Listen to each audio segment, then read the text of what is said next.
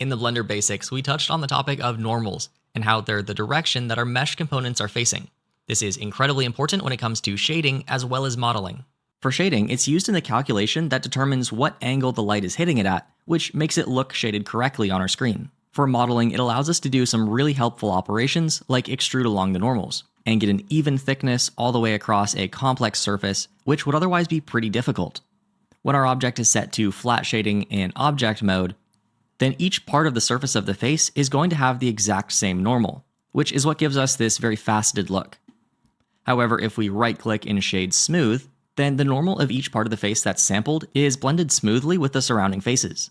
This gives us a great-looking smooth result in areas where there's not a lot of change between the faces, but in areas where there's an extreme change, then it can look a little bit wrong.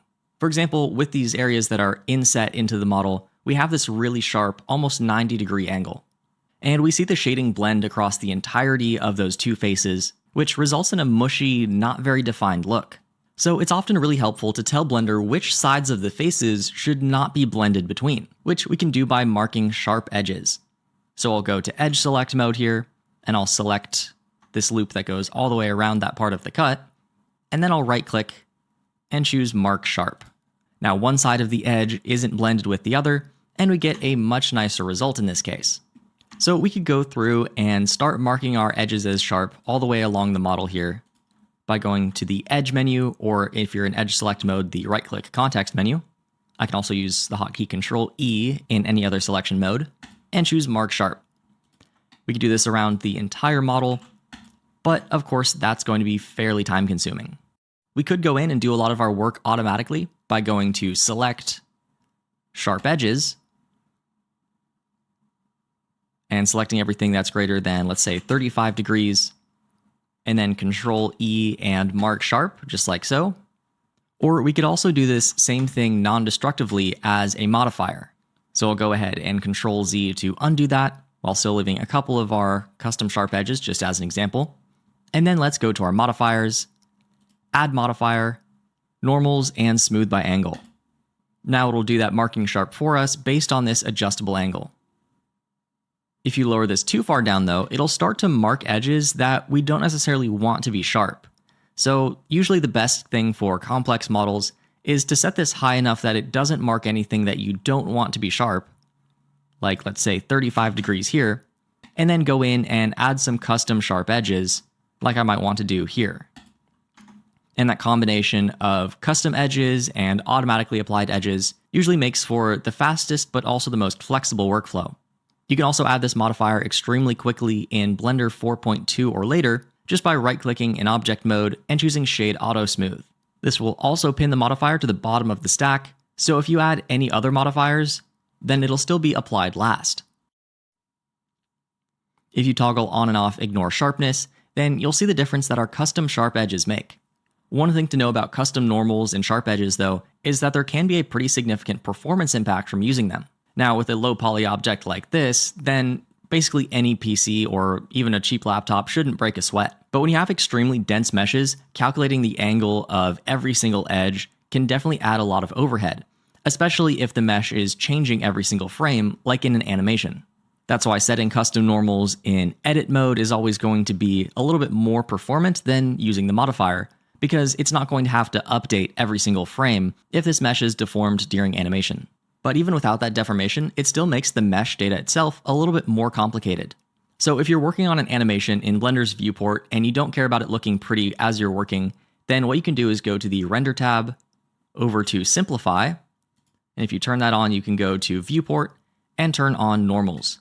That's going to disable custom normals and disable those sharp edges, and in some cases, this can double your frame rate or more during animation. But if you're just modeling and you're not animating, then that's probably not something you'll ever have to worry about. One thing we talked about with normals in the Blender Basics is flipped normals and the importance of fixing them. So for an example, let's create a circle mesh here. I'll set the fill type to N-Gon over in the redo panel in the bottom left, and then I'll tab into edit mode. Let's pretend that I wanted to make a cylinder, so I'll hit Shift D and duplicate this up, and I'll bridge between these two faces. So I'll select both of those, then I'll right-click and choose Bridge Faces. It might look like everything worked out pretty well, but if we investigate our normals, we'll see that this bottom one is facing in the wrong direction.